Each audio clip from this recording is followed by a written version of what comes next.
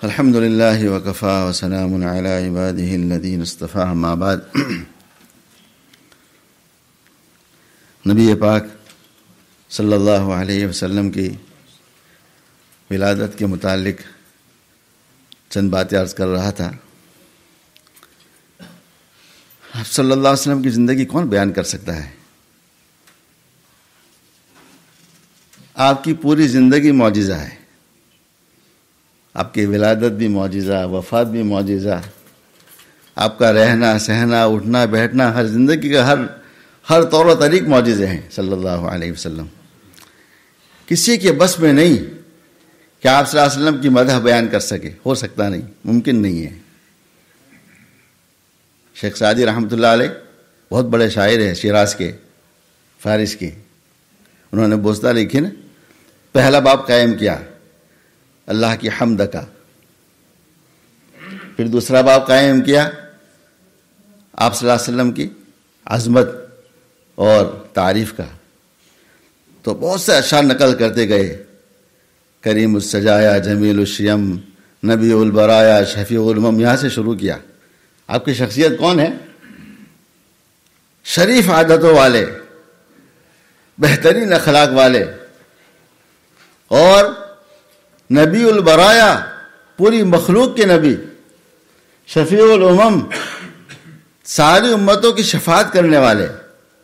پھر بہت سے اشعار نقل کرتے گئے آپ صلی اللہ علیہ وسلم کی مدح میں، اور آخر میں کیا کہتے ہیں؟ چہ وصفت کنت شادی نا تمام علیک السلام نبی والسلام.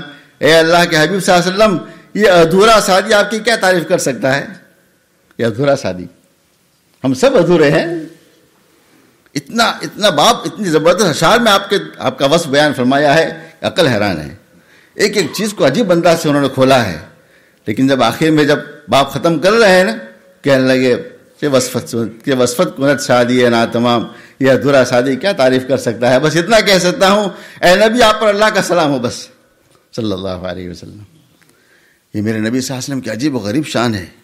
ولادت بھی عجیب، بچپنا بھی عجیب، جوانی بھی عجیب، بڑھاپا بھی عجیب، نبوت سے پہلے کی زندگی بھی عجیب، نبوت کے بعد زندگی ہے ہی عجیب صلی اللہ علیہ وسلم. حدیث میں ہے کہ آپ صلی اللہ علیہ وسلم جب ولادت ہوئی نا، بچے تھے، تو کبھی اپنی والدہ کے دائیں یعنی بائیں چھاتی سے دودھ نہیں پیا، ہمیشہ دائیں سے دودھ پیا صلی اللہ علیہ وسلم. یہ بھی آپ کا معجزہ کیا ہے؟ اتنا تیامن کا خیال رکھا یمین کا کہ ہمیشہ یہاں سے دودھ پیا. فقہاء شارحین لکھتے ہیں اس کا ایک مطلب یہ بھی تھا کہ آپ میں بچپن سے عدل و انصاف تھا. کیوں؟ آپ کے رضائی بھائی بھی تھے اور ان کو بھی دودھ پینا تھا نا، تو آپ نے ہمیشہ ایک طرف دودھ پیا، ایک طرف دودھ چھوڑ دیا دوسرے بھائی کے لیے. اس میں بھی آپ نے کبھی خیانت نہیں کی صلی اللہ علیہ وسلم. کہ آپ کے بچپن کے حالات ہیں یوں. ایک صحابی فرماتے ہیں رضی اللہ تعالیٰ عنہ کہ ارباز رضی اللہ فرماتے ہیں کہ میں نے آپ صلی اللہ علیہ وسلم میں عجیب و غریب چیزیں دیکھی. آپ کی ہر چیز عجیب و غریب تھی. ایک مرتبہ تو ایسا ہوا، میں آپ کے ساتھ سفر کر رہا تھا اور سفر کے دوران ایک اونٹ آپ کے پاس آیا،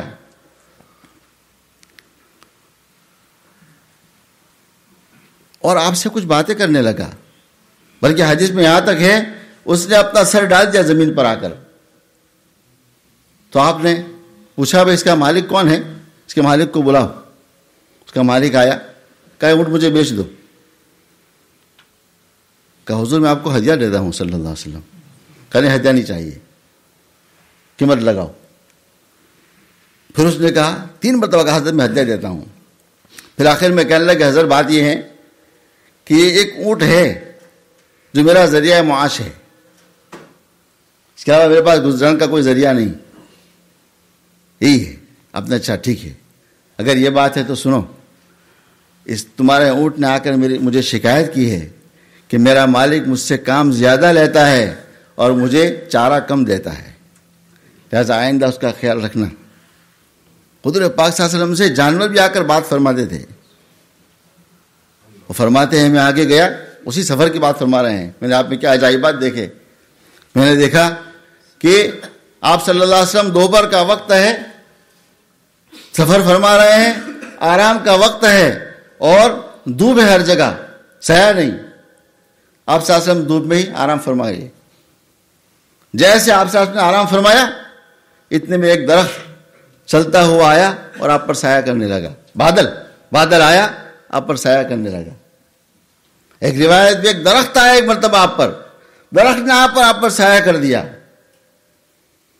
جب آپ بیدار ہوئے نا تو صحابہ نے کہا حضور ہم نے آپ میں عجیب چیز دیکھی. کہا کیا ہوا؟ جب میں جب آرام فرما رہے تھے اس طرح آپ کے سر پر بادل ہمیشہ کے لیے سایہ فگل رہا, آپ کو دھوپ نہیں لگی. فرمایا اس نے اللہ سے اجازت طلب کی تھی کہ مجھے اجازت دے دیجئے میں اللہ کے نبی صلی اللہ علیہ وسلم کی زیارت کر لوں, آپ پر سلام بھیج دوں. اللہ اس کے قبول فرما لی تھی. کہ آپ صلی اللہ علیہ وسلم بچپن کے بھی حالات عجیب و غریب ہیں آپ کے. اہل مکہ آئے, ابو طالب بارش نہیں, قحط ہے, دعا کرو. آپ نے بچاؤ بیت اللہ میں چلو. بیت اللہ میں گئے دعا کے لیے, ساتھ اس معصوم بچے کو بھی لیا. ابھی آپ چھوٹے ہیں, بالکل بچپن کی عمر کے, ساتھ لیا. آپ صلی اللہ علیہ وسلم کو بٹھا دیا بیت اللہ کے, آپ کی پیٹھ یہ بیت اللہ کے ساتھ کر کے آپ کو بٹھا دیا. راوی فرماتے ہیں عجیب بات دیکھی ہم نے, آپ صلی اللہ علیہ وسلم بچے ہیں بالکل چھوٹے, بیت اللہ کے ساتھ بیٹھے ہوئے ہیں, قحط ہے ہر طرف, کوئی بارش نہیں. آپ نے اشارہ کیا آپ نے انگلی سے بادلوں کی طرف, ایسے اشارہ فرما دیں, بادل آئے, جمع ہونا شروع ہو گئے مکہ میں. اور ایسی بارش برسی, پہلے ہم نے کبھی ایسی بارش دیکھی نہیں تھی. بالکل بچپنا آپ کا صلی اللہ علیہ وسلم, بارش نہیں, انگلیوں کے اشارے سے آپ نے بادل کو متوجہ کر دیا اور بارش ہونے لگی. میرے دوست ربیع الاول کا مہینہ ہے نا, ہمیں آپ صلی اللہ علیہ وسلم کی سیرتوں کو خوب پڑھنا چاہیے. میرے علماء سے درخواست ہے کہ آپ حضرات مولانا ادریس صاحب کاندھلی رحمۃ اللہ علیہ جامعہ اشرف لاہور کے شیخ الحدیث تھے, ان کی کتاب سیرت المصطفیٰ ضرور پڑھیں. 3 جلدوں میں ہیں, انہوں نے سیرت کا عجیب و غریب نچوڑ بیان کر دیا ہے. ایسی جامع کتاب اردو میں شاید نہ ہو, زبردست. چونکہ علمی نقاط ہے تو علماء اس کو پڑھے. ہمارے عوام کو بھی چاہیے کہ آپ کی سیرت کا مطالعہ ضرور کریں. مولانا علی میاں صاحب کی کتاب ہے چھوٹی سی, ایک جلد میں, نبی الرحمت, چھوٹی سی بڑی ہے, نبی الرحمت, اس کو پڑھو. سیرت کو پڑھو گے نا تو محبت پیدا ہوگی, عظمت پیدا ہوگی, سنت کا اتباع پیدا ہوگا, اور کثرت سے درود شریف. اللہ تعالی ہم سب کو عمل کی توفیق عطا فرما دے. ہمارے ایک ساتھی ہیں, وہ ڈاکٹر صاحب ہیں, وہ اعلان کریں گے کچھ, ایسا تو چلو.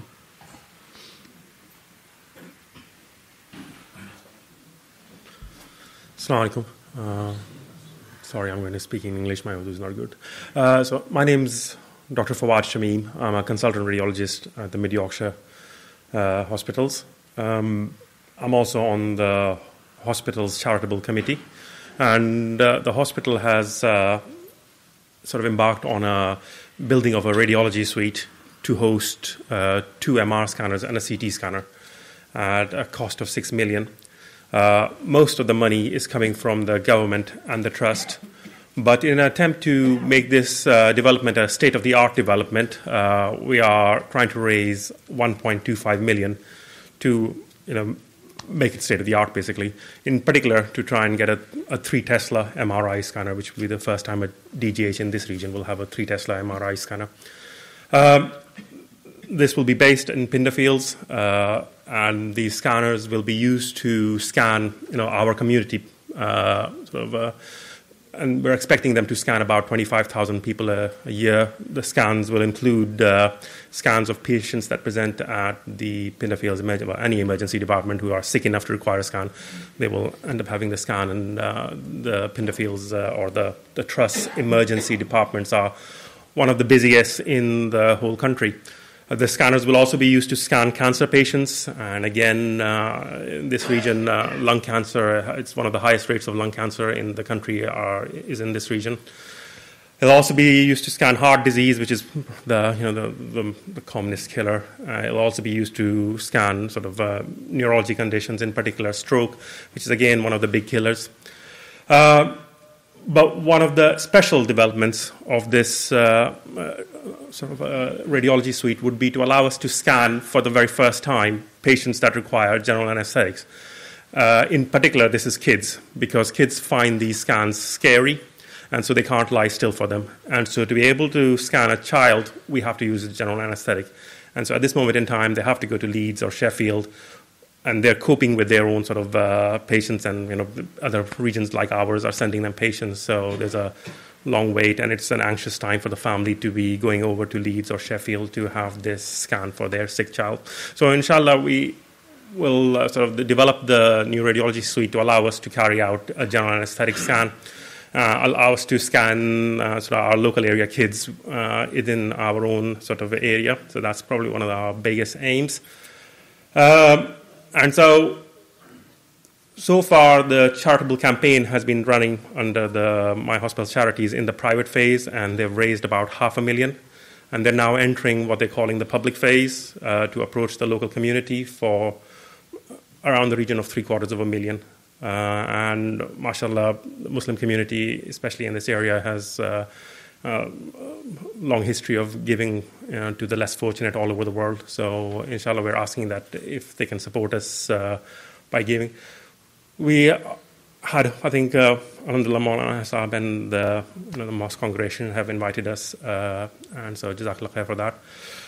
I wanted to highlight also that we are recognizing donations that are sort of a higher value, and my hope is that we will have lots of plaques in the radiology suite with names of Muslim sort of people, entities in particular mosques.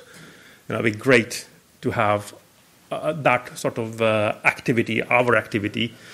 We are a benefit, the Muslims, the local Muslims are a benefit to this society. The fact we're here is benefit to the people around us. And it would be, in my opinion, good to see that with a plaque for every masjid in the radiology suite.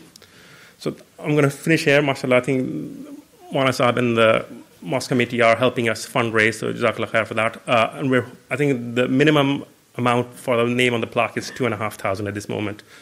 I also wanted to ask that, mashallah, like I said, the Muslim community here is an active community, it's a skilled community, and so the hospital has a lot of jobs, and I would like to see more Muslim people in those jobs. And so I'm sort of asking people to consider working for the hospital. If you can. So that's it from me. Jazakallah khair.